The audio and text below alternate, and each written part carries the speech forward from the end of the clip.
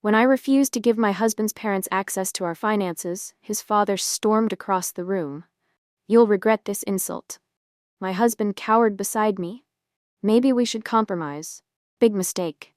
That night, I made 3 phone calls. By morning, their accounts were frozen, and their screams echoed through the house. The dining room fell silent as my father-in-law's fist slammed against our table. His face turned crimson, veins bulging at his temples. "You'll regret this insult," he shouted, waving the bank documents in my face. "After everything we've done for you both." I felt my heart hammering against my ribs, but kept my voice steady. "I'm not comfortable adding you to our accounts, Richard.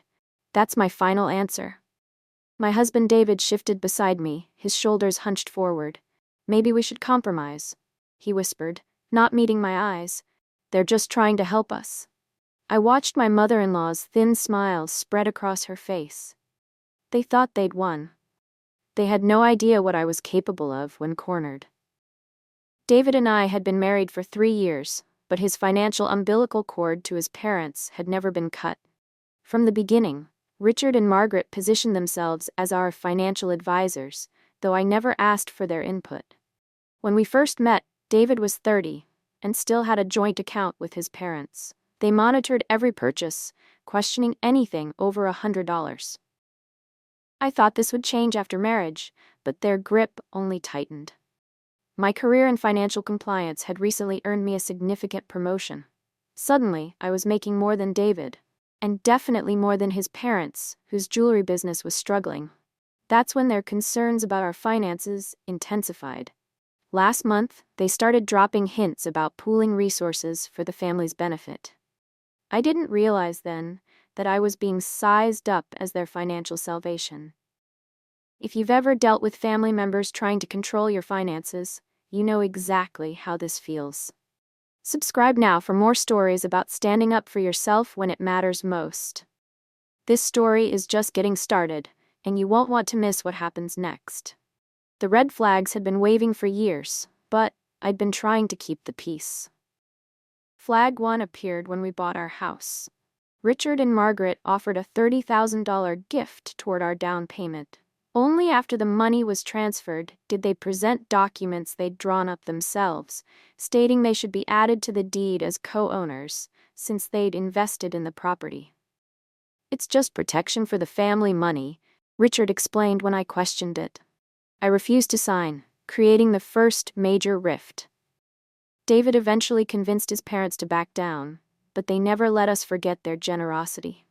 6 months later, Margaret spotted a new couch in our living room during an unannounced visit. "This looks expensive," she said, checking the brand label when I left to use the bathroom. "David, you should have consulted us before such an extravagant purchase.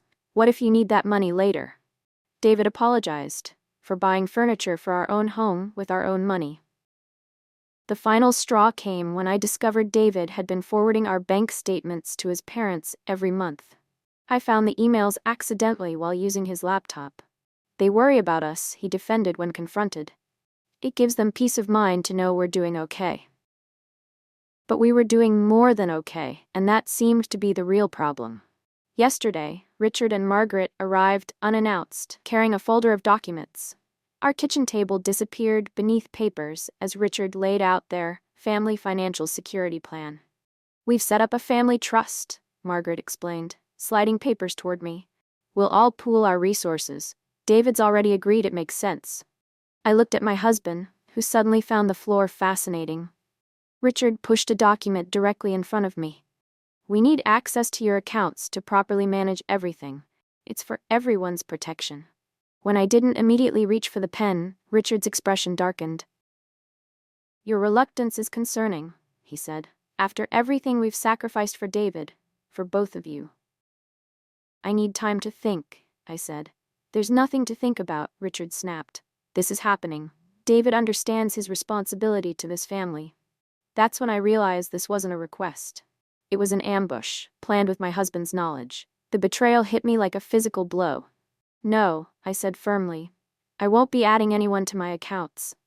That's when Richard exploded, slamming his fist on the table, and David suggested we compromise.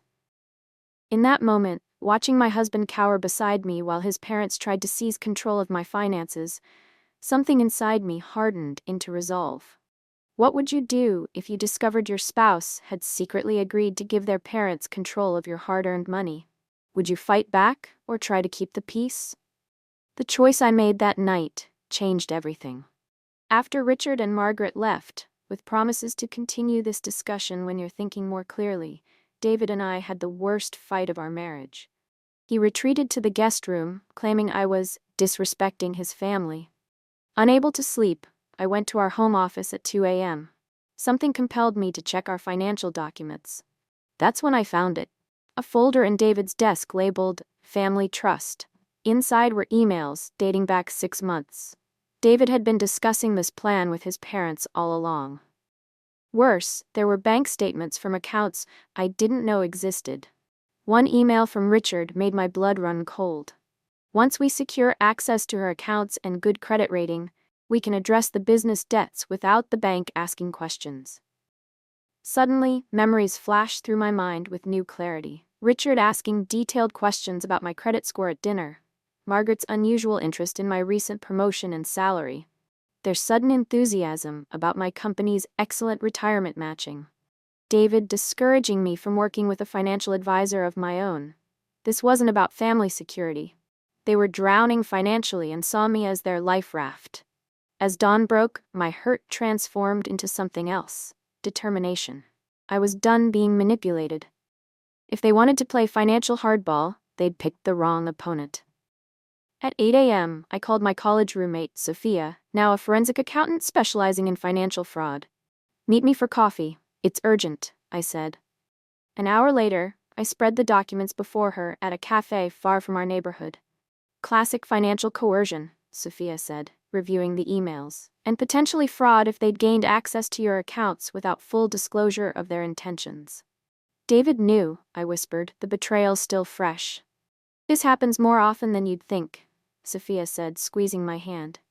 "Family financial abuse is insidious because it's wrapped in love and obligation." She outlined my options with clinical precision. "You're not overreacting," she assured me. "This is serious. These documents suggest they're in significant debt. They're not trying to help you, they're trying to use you." For the first time since the confrontation, I felt validated. I wasn't crazy. I wasn't selfish. I was being targeted. "Here's what you need to do immediately," Sophia said, writing a list. "And I'm calling my friend at First National. We need to move quickly." As we developed our plan, my fear transformed into a strange calm. I knew exactly what needed to be done. I returned home to find David and his parents in our living room, clearly waiting to ambush me again. Perfect. "We've been discussing the situation," Richard began authoritatively. "Your reaction yesterday was inappropriate and emotional. We understand financial planning can be overwhelming for some people," Margaret added with faux sympathy. I placed my bag on the coffee table and sat down calmly. "Before we continue, I'd like to ask about the Westlake property loans." The color drained from Richard's face. "Or perhaps we should discuss the credit cards you've opened using David's information? The ones that are 3 months behind on payments?" "How dare you?" Richard began, but I cut him off by placing the printed emails on the table. "I know everything," I said quietly. "The jewelry store is failing. You've remortgaged your house twice. You've borrowed from David's cousins and aunts. Now you need my clean credit and income to secure more loans." David stood up, his face ashen. "That's not true. Tell her it's not true." His parents' silence was answer enough. "You told me it was just about estate planning." David whispered to them. "It is about family." Richard shouted. "Sometimes sacrifices must be made. Your grandfather bailed me out. I helped your uncle. This is how families work." "By committing fraud?" I asked calmly. "No one's committing fraud," Margaret snapped. "Don't be dramatic." I pulled out my phone and played the recording I'd made yesterday, capturing Richard explicitly discussing using my accounts to address business debts without the bank asking questions. "That's the legal definition of fraud," I said, "and conspiracy since you planned it together." The room erupted. Richard shouted. Margaret cried. David paced, looking trapped between worlds. "You recorded us? In our own family?" Margaret sobbed. "This isn't family," I replied. "This is predatory." Richard pointed a shaking finger at me. You've never understood family loyalty. David, are you going to let her threaten your parents like this? The room fell silent as everyone turned to my husband. This was his moment of truth. David looked at his parents, then at me, then at the evidence spread across the table. How much debt are you actually in? He asked them quietly. What followed was the collapse of decades of family secrets. Under pressure, Richard and Margaret finally admitted the truth. Their jewelry business hadn't been profitable for years. They'd been operating on loans and credit, borrowing from family members with no ability to repay. We just need to get through this rough patch, Richard insisted. Everyone in the family contributes when there's need. Except you've done this before, I said. To David's cousin Emma 3 years ago, she nearly filed for bankruptcy. David's head snapped up. Emma, is that why she stopped talking to you? Margaret waved dismissively. She overreacted just like you're doing, she told me. I turned to David. They've done this to 3 other family members. That's why no one came to our wedding from your dad's side. The most devastating revelation came when David discovered they'd already used his information to secure a $30,000 loan last year, without his knowledge. The money they'd gifted us for our down payment had actually been a loan in David's name.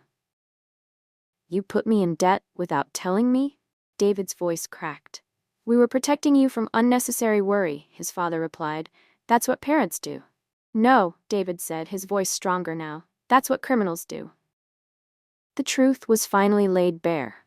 I wasn't the first target of their financial manipulation. I was simply the latest.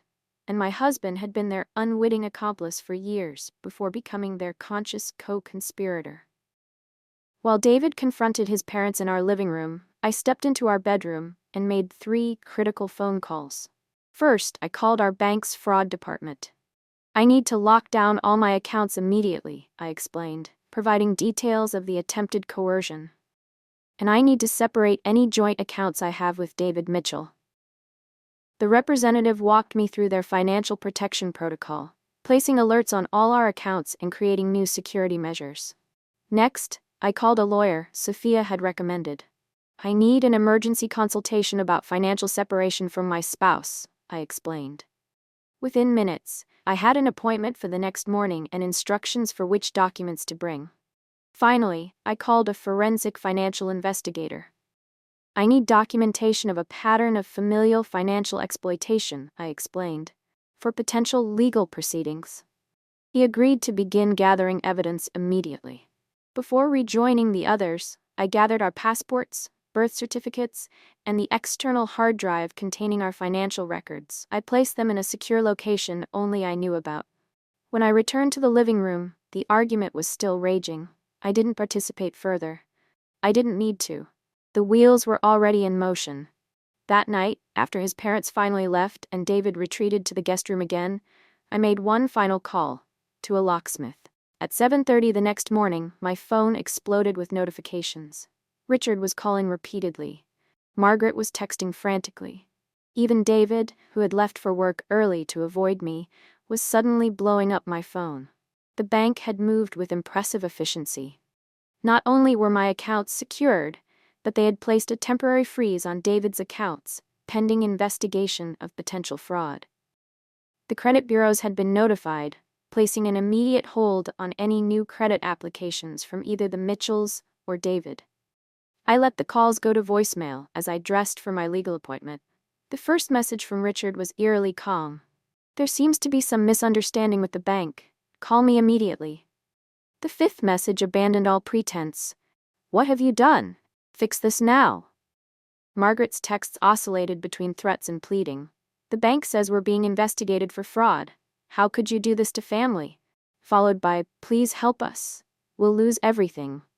Most surprising was the voicemail from David's sister Jennifer, whom I'd always been friendly with, but never close to. I don't know exactly what happened, but if it's what I think, call me. You're not the first, and you're right to protect yourself.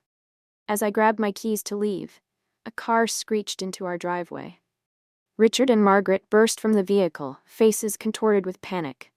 I watched through the window as they pounded on our door, discovering their keys no longer worked. Their screams echoed through the neighborhood as I slipped out the back door to meet my lawyer.